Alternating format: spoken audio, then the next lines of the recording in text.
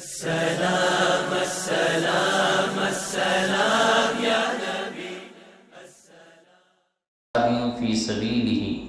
فتربصوا حتی یأتی اللہ بامرہ واللہ لا یہدی القوم الفاسقین۔ صدق اللہ المولانا العظیم وبلغنا رسولہ النبی الامین المکین الکریم ونحن علی ذلک لمن الشاہدین والشاکرین والمطمئنین والحمد للہ رب العالمین۔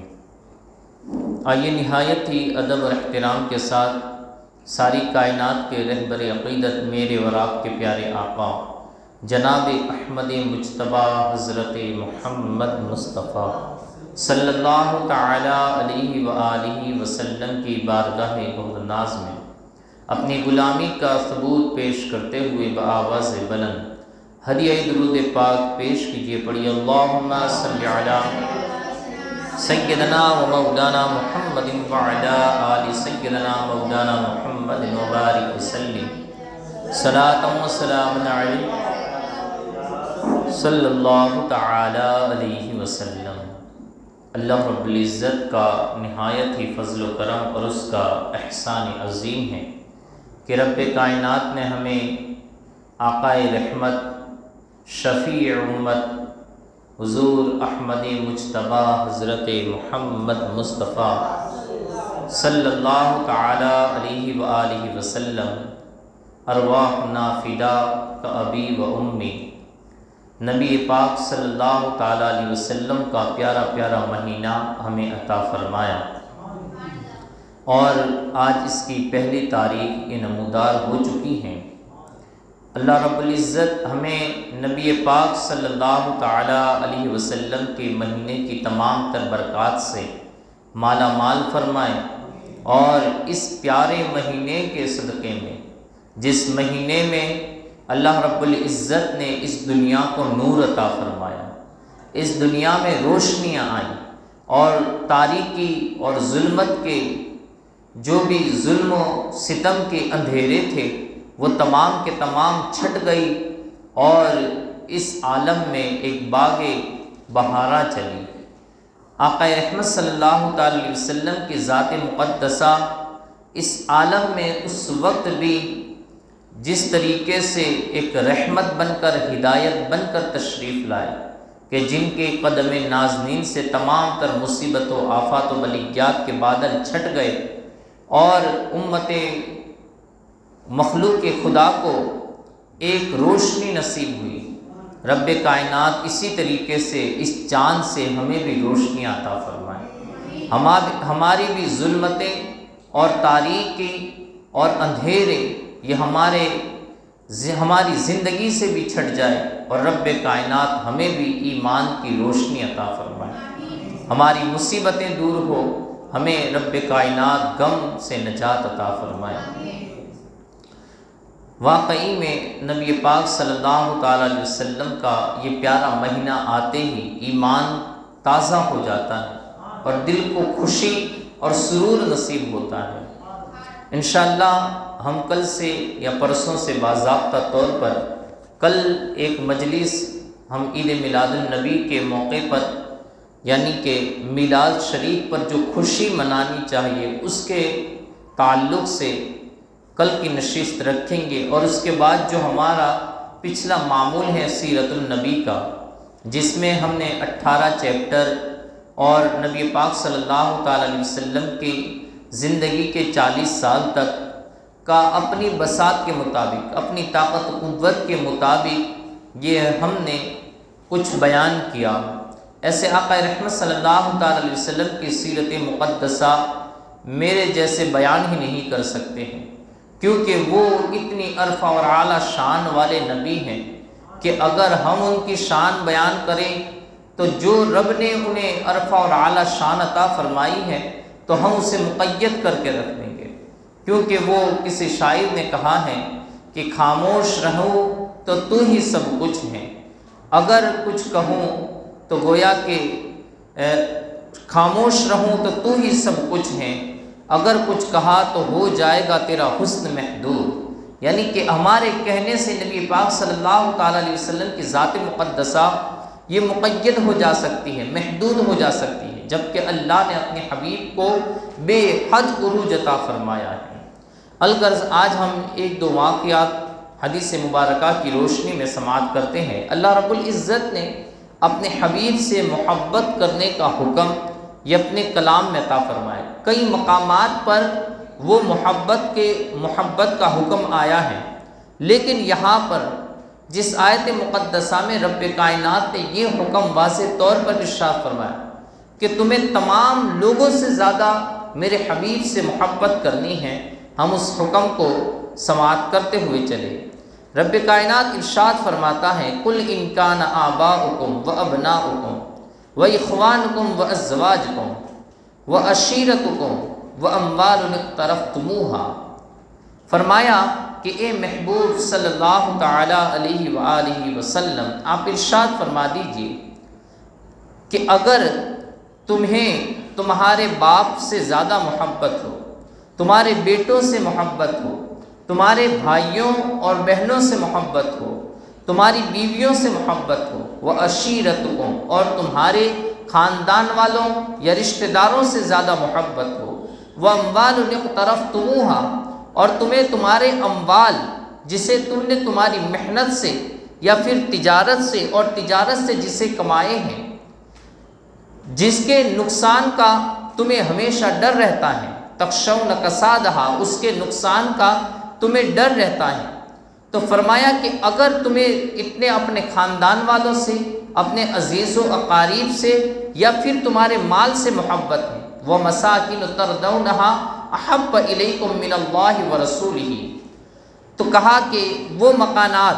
جنہیں تم پسند کرتے ہو، تین چیزوں کو بیان فرمایا۔ ایک رشتے کو، اور رشتے کے اندر تمام رشتے لے لیے گئے کہ تمہارا کیسا بھی رشتہ ہو، اگر ماں باپ کا رشتہ ہو یا اولاد کا رشتہ ہو، بیویوں کا رشتہ ہو یا پھر دوست و احباب کا رشتہ ہو، یہ تمہیں زیادہ پیارے ہیں، یا پھر تمہیں تمہارا مال زیادہ پیارا ہے، یا تیسری چیز بیان فرمائی کہ جن مکانات کو تم نے عالی شان بنائے ہیں، ایک محل نما تم نے مکانات بنائے ہیں، اگر اس سے تمہیں محبت ہے، فرمایا ان تمام چیزوں سے اگر تمہیں محبت ہے اللہ اور اس کے رسول کے مقابلے میں، کہ اللہ اور اس کے رسول کی محبت ان کے تمام کے سامنے یہ نیچے گرتی ہوئی نظر آتی ہے، اور تم اللہ اور اس کے رسول سے محبت اتنی نہیں کرتے ہو جتنی تم اپنے رشتہ داروں کے ساتھ یا اپنے مکانات سے یا پھر اپنے مال و دولت سے جتنی محبت کرتے ہو، وہ اللہ اور اس کے رسول کی محبت سے زیادہ ہیں۔ وَجِہَادٍ فِي سَبِيلِهِ، فرمایا کہ اللہ کی راہ میں جہاد سے زیادہ، اللہ اور اس کے رسول کی راہ میں جہاد سے زیادہ یہ تمام چیزیں اگر تمہیں زیادہ پیاری ہیں تو رب ارشاد فرماتا ہے فَتَرَبَّصُوا، تو پھر انتظار کرو۔ کس چیز کا انتظار کرو؟ رب ارشاد فرماتا ہے حَتَّى يَأْتِيَ اللَّهُ بِأَمْرِهِ، یہاں تک کہ اللہ رب العزت کا عذاب آ جائے۔ اللہ رب العزت نے ارشاد فرمایا کہ اگر میرے حبیب، میرے اور میرے حبیب سے زیادہ اگر تمہیں ان چیزوں سے لگاؤ ہو جائے، تو ایک تو یہ کہ تمہیں موت کا ڈر لگنے لگا کہ اللہ اور اس کے رسول کی شان میں تم نے بات کرنے سے گھبرانے لگے، اور اللہ اور اس کے رسول کی محبت تمہارے دلوں میں اتنی نہیں رہی جتنی محبت تمہیں تمہارے مکانات سے ہے، جتنی محبت تمہیں تمہارے کاروبار اور مال سے ہے، جتنی محبت تمہیں تمہارے رشتہ داروں سے ہے۔ کہا کہ اگر اللہ اور اس کے رسول سے اتنی محبت نہیں ہے یا اس سے زیادہ محبت نہیں ہے تو فرمایا انتظار کرو اللہ کے عذاب کا۔ واللہ لا یہدی القوم الفاسقین، اور اللہ نافرمان لوگوں کو ہدایت عطا نہیں فرماتا ہے۔ اللہ نے ارشاد فرمایا کہ اگر میرے حبیب سے تم محبت نہیں کرو گے تو پھر یاد رکھو کہ اللہ کا عذاب تم پر نازل کر دیا جائے گا۔ یہ کتنی بڑی بات ہے کہ اگر نبی پاک صلی اللہ تعالیٰ علیہ وسلم کی محبت یہ تمام چیزوں سے زیادہ بھی ہونی چاہیے، اور ساتھ ہی ساتھ نبی پاک صلی اللہ تعالیٰ علیہ وسلم کی محبت یہ عذاب الہی کی ضامین ہے کہ اگر ہم نے نبی پاک صلی اللہ تعالیٰ علیہ وسلم سے محبت کی تو گویا اللہ کا عذاب رکا ہوا ہے، لیکن جو بندہ نبی پاک صلی اللہ تعالیٰ علیہ وسلم سے محبت نہیں فرماتا تو پھر اس کے لیے اللہ کا عذاب نازل ہونے کا رب نے حکم فرمایا ہے کہ ان کے لیے اللہ کا عذاب یہ فوراً نازل کر دیا جائے گا۔ ارشاد فرمایا، حضرت انس بن مالک رضی اللہ تعالی عنہ سے روایت ہے، فرماتے لما کان یوم احد خاص اہل المدینۃ حیصۃ۔ حضرت انس بن مالک رضی اللہ تعالی عنہ بیان فرماتے کہ جب غزوہ احد کا دین تھا تو اہل مدینہ سخت تنگی اور پریشانی میں مبتلا ہوئے، چونکہ جنگ احد کے اندر یہ مسلمانوں کو ایک بڑا ہی جنگ کا سامنا کرنا پڑا کہ جہاں پر پیچھے سے بھی ایک لشکر آ چکا تھا، سامنے سے بھی لشکر آ چکا تھا، اور مسلمان بالکل بیچ میں گھیراؤ میں آ چکے تھے، اور جہاں پر ہر طرف سے کافر یہ مسلمانوں کو نقصان پہنچا رہے تھے۔ اور اس جنگ کے اندر حضرت نبی رحمت صلی اللہ تعالی علیہ وسلم کے پیارے چچا حضرت امیر حمزہ رضی اللہ تعالی عنہ بھی شہید ہوئے، نبی پاک صلی اللہ تعالی علیہ وسلم کے دندان مبارک بھی شہید ہوئے۔ اس جنگ کے اندر یہ طرح طریقے کی پریشانیاں ہر طرف سے مبتلا ہوئی، تو فرمایا کہ اہل مدینہ سخت تنگی اور پریشانی میں مبتلا ہو گئے، کیونکہ انہوں نے غلط فہمی اور منافقین کی افواہیں سن کر سمجھا کہ محمد کے فرماتے حتی قالوا قتل محمد صلی اللہ تعالی علیہ وسلم، انہوں نے یہ افواہیں سن لی کہ نبی پاک صلی اللہ تعالی علیہ وسلم شہید کر دیے گئے، معاذ اللہ رب العالمین۔ حتی کثرت الصوارخ فی ناحیۃ المدینۃ فخرجت امرأۃ من الانصار متحزمۃ فاستقبلت بابنها وابیها وزوجها واخیها لا ادری ایہم استقبلت به اولا فلما مرت علی آخرہم۔ فرماتے ہیں کہ ایسی حالت تھی کہ لوگوں کے اندر یہ افواہ پھیل چکی تھی کہ نبی پاک صلی اللہ تعالی علیہ وسلم بھی شہید کر دیے گئے ہیں، تو اب وہاں پر صحابہ کرام کے حوصلے یہ پست ہونے لگے کہ نبی پاک صلی اللہ تعالی علیہ وسلم شہید کر دیے گئے، تو اب ہر کوئی پیچھے ہٹنے لگا، چیخ و پکار ہونے لگی، یہاں تک کہ مدینہ منورہ میں چیخ و پکار کرنے والی عورتوں کی کثیر تعداد جمع ہو گئی، اور وہ افواہ مدینہ تک پہنچ گئی، اور مدینہ میں عورتوں نے بھی چیخ و پکار یہ شروع کر دی، یہاں تک کہ فرماتے ہیں کہ انصار کی ایک عورت پیٹی باندھے ایک عورت وہاں سے دوڑتی ہوئی نکلی، اور دوڑتی ہوئی وہ جب میدان احد کی طرف بڑھنے لگی تو کہا گیا کہ اس کا بیٹا، اس کا باپ، اس کا شوہر، اس کا بھائی، یہ تمام کے تمام اس جنگ کے اندر شامل ہوئے تھے۔ کسی نے اسے بتایا کہ تیرے بیٹے کا انتقال ہو چکا ہے، اس نے کہا کہ مجھے اس سے کوئی غرض نہیں ہے، مجھے میرے آقا کے بارے میں بتاؤ کہ وہ زندہ ہے یا نہیں۔ پھر وہ آگے بڑھتی گئی تو پھر کسی نے کہا کہ تیرے باپ کا بھی انتقال ہو چکا ہے، اس نے کہا کہ مجھے اس سے کوئی غرض نہیں، مجھے یہ بتاؤ کہ میرے آقا زندہ ہے یا نہیں۔ پھر کسی نے کہا کہ تیرے شوہر کا بھی انتقال ہو چکا ہے، اس نے کہا کہ مجھے اس سے بھی کوئی غرض نہیں ہے، مجھے یہ بتاؤ کہ میرے آقا زندہ ہے یا نہیں۔ پھر آخر میں کسی نے کہا کہ تیرا بھائی بھی انتقال کر چکا ہے، اس نے کہا کہ نہیں، مجھے یہ بتاؤ کہ میرے آقا زندہ ہے یا نہیں۔ اب وہ وہاں سے گزرتی رہی یہاں تک کہ تمام کی لاشوں پر سے گزر گئی۔ راوی کہتے ہیں مجھے یاد نہیں کہ اس نے سب سے پہلے کس کی لاش دیکھی، وہ ہر ایک کی لاشوں کو یہ رونتی جاتی، انہیں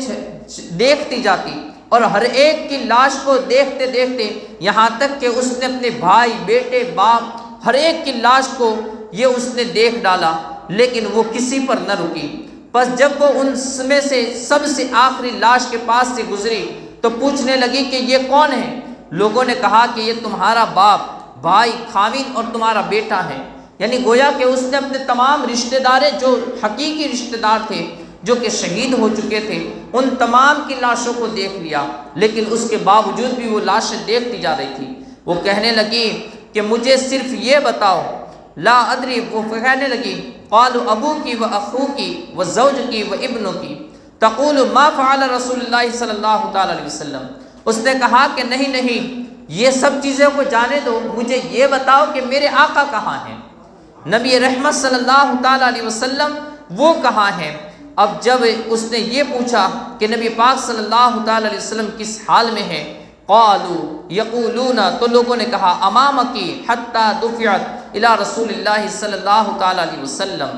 فرمانے لگے کہ لوگ کہنے لگے کہ آپ صلی اللہ تعالی علیہ وسلم تمہارے سامنے موجود ہیں، یہاں تک کہ اس عورت کو حضور نبی اکرم صلی اللہ تعالیٰ علیہ وسلم تک پہنچا دیا گیا۔ تو اس عورت نے شدت جذبات سے آپ کے کرتے مبارکہ کا پلو پکڑ لیا اور عرض کیا، یا رسول اللہ صلی اللہ تعالیٰ علیہ وسلم، میرے ماں باپ آپ پر قربان، جب آپ سلامت ہیں تو ہر چیز سلامت ہے۔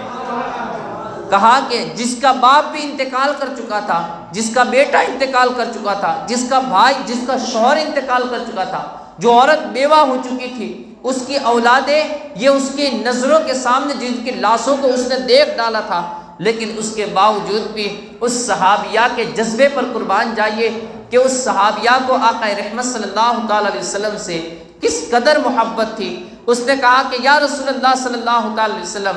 اگر آپ سلامت ہیں تو مجھے پھر کوئی بھی دکھ نہیں ہے، ہر چیز سلامت ہے،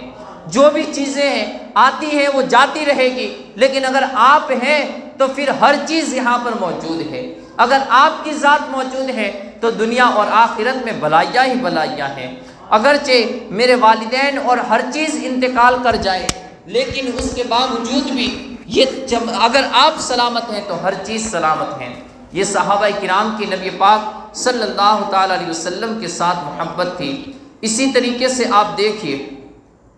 کہ ایک بندہ آیا، آقا رحمت صلی اللہ تعالیٰ علیہ وسلم کے ساتھ محبت، یہ دونوں جہان میں کام آئے گی،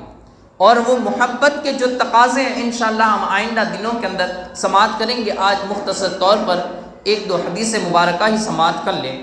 کہ محبت رسول یہ صحابہ کرام کس طریقے سے کیا کرتے تھے اور کس وارفتگی کے ساتھ اور کتنے جذبات محبت رسول کے ان کے اندر اجاگر تھے۔ اور ہمیں بھی چاہیے کہ ہم بھی نبی پاک صلی اللہ تعالیٰ علیہ وسلم کے ساتھ اتنی ہی وارفتگی اور لگن کے ساتھ محبت رکھیں، اور اس کے اندر ذرہ برابر بھی کمی بھی نہ آنے دے اور نہ پلاپن بھی آنے دے، کہ نبی پاک صلی اللہ تعالیٰ علیہ وسلم کی ذات میں اور آپ کے معاملے میں کوئی سمجھوتا بھی نہ ہونے دے، اور اس طریقے کی اور ایسی محبت آقا رحمت صلی اللہ تعالیٰ علیہ وسلم کے ساتھ فرمائے۔ آقا رحمت صلی اللہ حضرت انس بن مالک رضی اللہ تعالیٰ عنہ سے روایت ہے، فرماتے بینما انا والنبی صلی اللہ تعالیٰ علیہ وسلم خارجان من المسجد، کہتے کہ میں اور نبی پاک صلی اللہ تعالیٰ علیہ وسلم ہم دونوں مسجد کے باہر کے حصے میں بیٹھے ہوئے تھے، فلقینا رجل عند سدۃ المسجد، تو کہتے ہیں کہ ایک شخص آیا اور اس نے عرض کی، یا رسول اللہ صلی اللہ تعالیٰ علیہ وسلم، کہ مسجد کے دروازے پر ایک آدمی سے ملاقات ہوئی، خارجنا نبی، ہم دونوں مسجد سے نکل رہے تھے، فلقینا، تو ہماری ملاقات مسجد کے دروازے پر ایک آدمی سے ہو گئی، فقال یا رسول اللہ صلی اللہ تعالیٰ علیہ وسلم متی الساعہ، تو وہ شخص نے کہا کہ یا رسول اللہ صلی اللہ تعالیٰ علیہ وسلم قیامت کب آئے گی؟ قال النبی صلی اللہ تعالیٰ علیہ وسلم ما اعددت لها، تو نبی پاک صلی اللہ تعالیٰ علیہ وسلم نے ارشاد فرمایا کہ تو نے اس کی تیاری کیا کی ہوئی ہے، یعنی تو قیامت کا پوچھ رہا ہے۔ اب چونکہ وہ ایک اعرابی ہوگا جو گاؤں کا رہنے والا، بستی کا رہنے والا ہوگا، اب صحابہ کرام کی عادت کریمہ یہ تھی کہ آپ جب آقا رحمت صلی اللہ تعالیٰ علیہ وسلم راستے میں ہوتے یا اسی طریقے سے آپ چہل قدمی میں ہوتے تو فوراً سوال نہیں کرتے تھے، بلکہ حال وغیرہ دریافت کرتے تھے اور موقع محل دیکھتے تھے کہ نبی پاک صلی اللہ تعالیٰ علیہ وسلم کے ساتھ کوئی موقع ملے اور اس کے بعد سوال کیا جائے۔ لیکن چونکہ وہ گاؤں کے رہنے والے جو ان پڑھ لوگ تھے، ان کو یہ تمام طریقے پتہ نہیں تھے، بس وہ محبت بہت زیادہ کرتے تھے، تو اب اس نے آیا اور سیدھا وہ سوال کر لیا، کہا یا رسول اللہ صلی اللہ تعالیٰ علیہ وسلم قیامت کب آئے گی؟ تو آقا رحمت صلی اللہ تعالیٰ علیہ وسلم نے بجائے اس کو جواب دینے کے مزاحیہ طور پر، جیسے اس نے بھی ایک پوچھا تھا ویسے مزاحیہ طور پر جواب دیا، ما اعددت لها، کا قیامت کا پوچھنے والے تو نے اس کی کچھ تیاری بھی کی ہے یا نہیں، تو اس کی تیاری کیا ہوا ہے یا نہیں؟ فقال الرجل استقان، تو کہتے ہیں کہ وہ آدمی کچھ دیر تو خاموش رہا، کچھ دیر کے لیے وہ خاموش ہو گیا، ہو سکتا ہے کہ وہ سوچ میں پڑ گیا ہو کہ میں نے قیامت کے لیے کون سی تیاری کی ہے۔ ثم قال یا رسول اللہ صلی اللہ تعالی علیہ وسلم ما اعددت لها، کہتے ہیں کہ پھر اس نے کہا کہ یا رسول اللہ صلی اللہ تعالی علیہ وسلم، وہ پھر عرض کرنے لگا، کچھ دیر تو خاموش رہا لیکن پھر اس نے عرض کی، کہا یا رسول اللہ تعالی علیہ وسلم ما اعددت لها کبیر صیام ولا صلاۃ ولا صدقۃ ولکنی احب اللہ ورسولہ، کہتے ہیں کہ کچھ دیر خاموش رہنے کے بعد اس نے کہا کہ یا رسول اللہ صلی اللہ تعالیٰ علیہ وسلم، میرے پاس نہ بہت زیادہ روزے ہیں، نہ بہت زیادہ نمازیں ہیں، اور نہ بہت زیادہ صدقہ اور خیرات ہیں۔ یعنی اگر قیامت کی تیاری آپ یہ پوچھ رہے ہیں کہ میں رات بھر نماز پڑھ رہا ہوں، تو کہا کہ یہ تو نہیں ہے، یا دن بھر نفلی روزے بھی رکھتا ہوں، تو کہا یا رسول اللہ صلی اللہ علیہ وسلم یہ بھی میرے پاس نہیں ہے، یا پھر زکوٰۃ جو فرض ہیں اس کے علاوہ میں اپنے مال کو خیرات ہی کرتا رہتا ہوں، تو کہا یا رسول اللہ صلی اللہ تعالیٰ علیہ وسلم یہ سب تیاریاں میرے پاس نہیں، ہاں جتنی اللہ نے فرض کی ہیں وہ تمام تو میں ادا کرتا رہتا ہوں، لیکن اس سے زائد کی تیاریاں یہ میرے پاس موجود نہیں ہے۔ لیکن یا رسول اللہ صلی اللہ تعالیٰ علیہ وسلم ایک چیز اس کے علاوہ موجود ہے، وَلَكِنِّي أُحِبُّ اللَّهَ وَرَسُولَهُ، کہ میں اللہ اور اس کے رسول سے بے حد محبت کرتا ہوں، اللہ اور اس کے رسول کے ساتھ تمام چیزوں سے زیادہ محبت کرتا ہوں۔ اور ایسی محبت دوسری حدیث مبارکہ میں حضرت انس بن مالک سے کہ وہاں پر اس نے کہا کہ احب النبی صلی اللہ تعالی وسلم و ابا بکر و عمر، کہ میں محبت نبی پاک صلی اللہ تعالی علیہ وسلم سے بھی بے پناہ کرتا ہوں، ابو بکر اور عمر سے بھی بے پناہ محبت کرتا ہوں۔ کہا کہ اس نے یہ تین حضرات کا نام گنایا، کہا اللہ اور اس کے رسول سے بہت زیادہ محبت کرتا ہوں، اور دوسری حدیث میں کہ نبی پاک صلی اللہ تعالی علیہ وسلم اور حضرت ابو بکر اور حضرت عمر رضی اللہ تعالیٰ عنہما ان دونوں سے بھی بڑی محبت کرتا ہوں۔ اور اس نے یہ امید لگائی کہ ان کے ساتھ محبت کرنے سے ہو سکتا ہے کہ مجھے اللہ رب العزت کل قیامت کے دن ان کے ساتھ مقام بھی عطا فرما دے،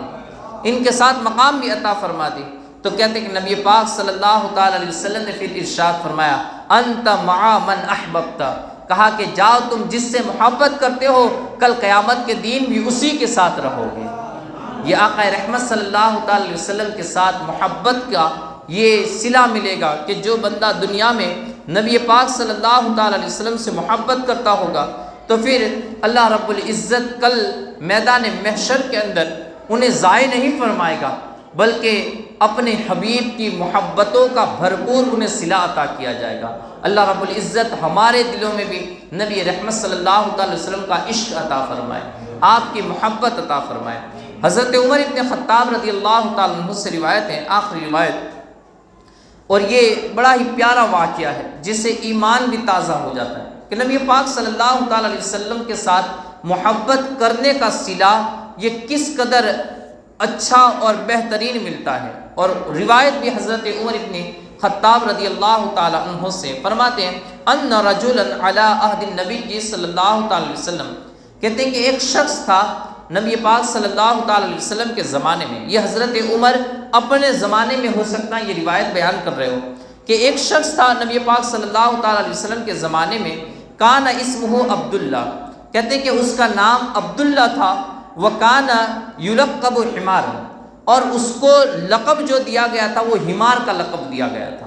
یعنی اسے لقب حمار کہا جاتا تھا لیکن نام اس کا عبداللہ تھا۔ اب وہ شخص کیا تھا، وہ نبی پاک صلی اللہ تعالی علیہ وسلم کی بارگاہ میں وہ بیٹھا رہتا۔ آقا رحمت صلی اللہ تعالی علیہ وسلم جب بھی اپنے جان نثاروں کی محفل لگاتے تو وہ سب سے پہلے یا کسی کونے میں وہ وہاں پر بیٹھا رہتا، اور ہمیشہ ہر مجلس کے اندر وہ شامل بھی رہتا تھا، لیکن چونکہ اس کی عادتیں کچھ غلط تھی جس کی وجہ سے اس پر حد یہ بار بار مقرر کی جاتی، یعنی وہ کوئی گناہ کرتا اور پھر اس کے بعد اس کے اوپر حد لازم کی جاتی، یعنی اسے سزا دی جاتی، لیکن سزا دینے کے باوجود بھی وہ پھر نبی پاک صلی اللہ علیہ وسلم کی بارگاہ میں آ کر وہی ایک کونے میں بیٹھ جاتا۔ تمام لوگ یہ نبی پاک صلی اللہ علیہ وسلم کے درس میں اور آپ کی مجلس میں شامل رہتے، سب لوگ نکل جاتے اور سب سے آخر میں وہی نکلتا۔ کہتے ہیں کہ اسی طریقے سے اس کا معمول تھا، ہر مجلس میں ہر محفل کے اندر وہ وہاں پر بیٹھے ہوئے ہوتے،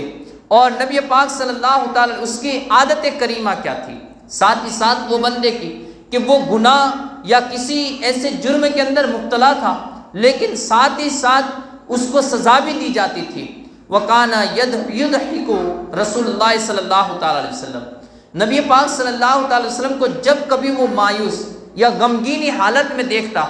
تو ان کی عادت کریمہ یہ تھی کہ وہ نبی پاک صلی اللہ تعالی وسلم کے سامنے آ کر کچھ ایسے لطیفے بیان کرتے، کچھ ایسے قصے کہانیاں بیان کرتے کہ جس سے نبی پاک صلی اللہ تعالی وسلم بھی مسکرانے لگتے، اور آقا رحمت صلی اللہ تعالی وسلم کو ہنسانے کی عادت یہ ان کی ایک عادت کریمہ تھی کہ جب بھی وہ نبی پاک صلی اللہ تعالی وسلم کی بارگاہ میں دیکھتے آقا رحمت صلی اللہ تعالی وسلم یہ غمگینی حالت میں ہے، تو تمام صحابہ کرام تو آپ کی یہ تمام واعظ و نصاحی کو سنتے تھے، لیکن وہ آخر میں بیٹھتا اور پھر آقا رحمت صلی اللہ تعالی وسلم کی بارگاہ میں آ کر آپ کے سامنے کچھ ایسے لطیفے کہتا کہ جس سے نبی پاک صلی اللہ تعالی علیہ وسلم یہ مسکرانے لگتے۔ کہتے ہیں کہ اسی طریقے کی اس کی عادت تھی کہ وہ وہی جرم کرتا رہتا، پھر اسے سزا دی جاتی، پھر بھی وہ آقا کی بارگاہ میں آ کر ہمیشہ بیٹھتا۔ وہ بارگاہ ہی کتنی عظیم بارگاہ ہے کہ جہاں پر بیٹھنے سے دلوں کو سکون نصیب ہوتا ہوگا۔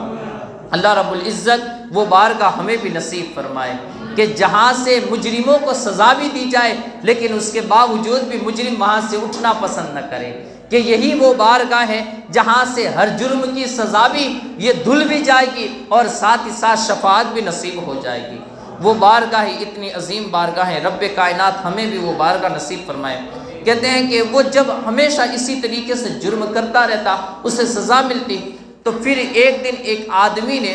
اس پر لعنت کی۔ ایک شخص کھڑا ہوا اور اس نے کہا کہ اللہم العنہ، کہا کہ اے اللہ تو اس پر لعنت فرما کہ یہ بہت زیادہ ہی اس کام کو، اس جرم کو کرتا رہتا ہے۔ فقال النبی صلی اللہ تعالی علیہ وسلم لا تلعنہ، کہا نبی پاک صلی اللہ تعالی وسلم نے ارشاد فرمایا، کہا نہیں اس پر لعنت نہ فرماؤ۔ فواللہ ما علمت انہ یحب اللہ ورسولہ، کہا کہ تم جانتے نہیں ہو، خدا کی قسم وہ اللہ اور اس کے رسول سے بے حد محبت فرماتا۔ وہ ایک جرم کے اندر مبتلا ہے لیکن اس کے دل میں اللہ اور اس کا رسول بسا ہوا ہے، اس کے دل میں اللہ اور اس کے رسول کی محبت ہے، کہا اس پر لعنت نہ فرماؤ۔ اس کی پھر ایک اور عادت کریمہ جو دوسرے شارحین نے بیان کی ہے، اس کی ایک عادت یہ بھی تھی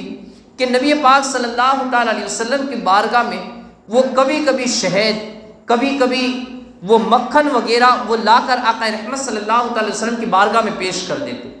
نبی پاک صلی اللہ تعالی علیہ وسلم جب اسے کھاتے تو وہ بڑا ہی لذیذ اور بڑا ہی میٹھا ہوتا اور بڑا ہی پیارا، وہ جو بھی چیز لاتے تھے وہ بڑی ہی پیاری ہوتی تھی،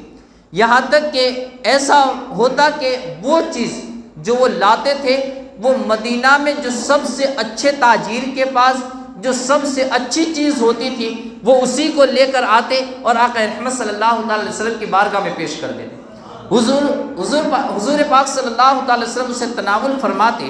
اب وہ جب تناول فرماتے ہی ہوتے کہ اتنی ہی اثناء کے اندر وہ پیچھے جو تاجر ہوتا تھا وہ بھی آ جاتا اور کہا کہ تم بھائی وہ جو مکھن یا شہد لے کر آئے ہو تو وہ تمام کی قیمت تو کچھ ادا کرو۔ اب جب آقا رحمت صلی اللہ تعالی علیہ وسلم اس طرف ان کو پیش کر دیا ہوتا، آقا رحمت صلی اللہ تعالی وسلم جب اسے کھا کر فارغ ہوتے اور وہ سامنے تاجر آ کر وہ جب قیمت وصول کرتا تو پھر وہ سائیڈ میں ایک طرف ہاتھ باندھے کھڑے ہو جاتے، کہا آقا آپ نے کھایا ہے اب آپ ہی قیمت ادا کر دیجئے۔ اور اس طریقے سے وہ نبی پاک صلی اللہ تعالی علیہ وسلم کو مسکرایا بھی کرتے۔ آقا رحمت صلی اللہ تعالی علیہ وسلم بھی ان سے بڑی محبت فرماتے تھے۔ گویا کہ اس حدیث مبارکہ کا ماحصل یہ ہے کہ وہ